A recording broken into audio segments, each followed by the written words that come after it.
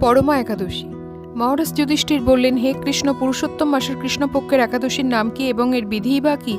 দয়া করে আমাকে বলুন। শ্রীকৃষ্ণ বললেন, হে যুধিষ্ঠির, সুখভোগ, মুক্তি, আনন্দ প্রদানকারী, পবিত্র এবং পাপ বিনাশিনী এই একাদশীর নাম পরমা।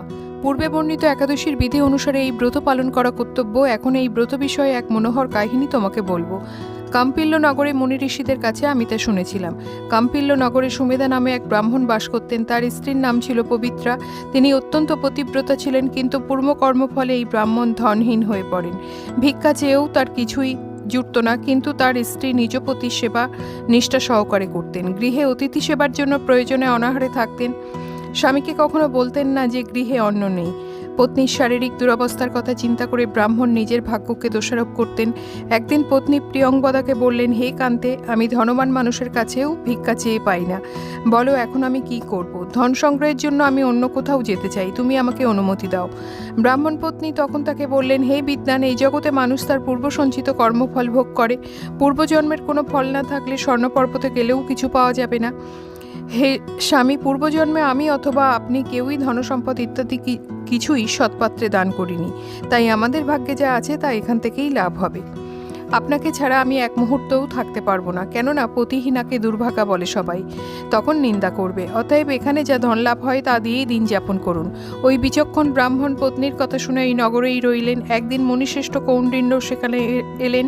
তাকে দেখে সুমেধা খুব খুশি হলেন। ব্রাহ্মণ সস্ত্রীক মুনিকে প্রণাম জানালেন, সুন্দর আসন দিয়ে তার পূজা করলেন। ওই দম্পতি আনন্দ সহকারে মুনিকে ভোজন করালেন। এরপর ব্রাহ্মণ পত্নী জিজ্ঞাসা করলেন, হে মুনিবর, কিভাবে দারিদ্রতা নাশ হয়? বিনা দানে কিভাবে ধন, বিদ্যা, স্ত্রী লাভ হয়? আমার স্বামী এখানে আমাকে রেখে ভিক্ষার জন্য দূর দেশে যেতে চান, কিন্তু আমি তাকে যেতে নিষেধ করেছি। এখন আমাদের ভাগ্যাকাশে এখানে আপনার শুভাগমন হয়েছে। আপনার কৃপায় আমাদের দারিদ্রতা অবশ্যই নাশ হবে। দারিদ্রতা বিনষ্ট হয় এমন কোনো ব্রত বা তপস্যার কথা আপনি কৃপা করে আমাদের বলুন। এই কথা শুনে মণিবর বললেন, হে সাদী, পুরুষোত্তম মাসের কৃষ্ণপক্ষে পরমা নামে সর্বশ্রেষ্ঠ এক একাদশী আছে। এই তিথি ভগবানের অতীব প্রিয়তমা। এই ব্রত পালনে মানুষের অন্ন, ধনসম্পদ ইত্যাদি সবই লাভ হয়ে থাকে। এই সুন্দর ব্রত ধনপতি কুবের প্রথম করেছিলেন। রাজা হরিশ্চন্দ্র এই ব্রত পালনে স্ত্রী, পুত্র, রাজ্য ফিরে পেয়েছিলেন। হে বিশালাক্ষী, এই জন্য তোমরাও এই ব্রত পালন করো। হে পাণ্ডব, কৌণ্ডিন্য মুনির উপদেশে পতি পত্নী উভয়ে একসাথে বিধিমতো পুরুষোত্তম মাসের পরমা একাদশী ব্রত পালন করলেন।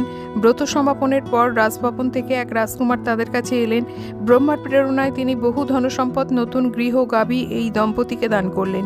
এই দানের ফলে মৃত্যুর পর সেই রাজা বিষ্ণুলোক প্রাপ্ত হয়েছিলেন। এইভাবে পরমাব্রতের প্রভাবে ব্রাহ্মণ দম্পতি সকল দুঃখের তাদের অবসান হয়। যে মানুষ এই একাদশী ব্রত পালন না করেন, তিনি 84 লক্ষ জনিতে ভ্রমণ করেও কখনো সুখী হন না। বহু পুণ্যকর্মের ফলে দুর্লভ মানব জন্ম লাভ হয়। তাই মানব জীবনে এই একাদশী ব্রত পালন করা অবশ্য কর্তব্য। এই মাহাত্ম্য শুনে মহারাজ যুধিষ্ঠির তার আত্মীয়বর্গের সঙ্গে এই ব্রত পালন করেছিলেন।